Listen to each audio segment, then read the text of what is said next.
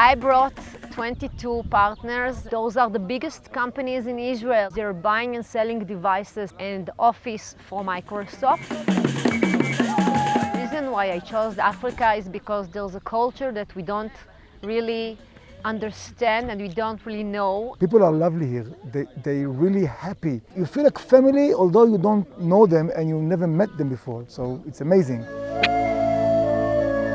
At the beginning, I thought that it will be scary. Everyone told me you're going to Africa, it's dangerous, you have to do a lot of vaccine, take a lot of medicine and drugs. But in the end, I found out this is an amazing opportunity, and I for sure bring my children and my husband here because I discover an amazing world in Africa. I'm astonished. I like it very much. And welcome to Tanzania. Tanzania is unforgettable.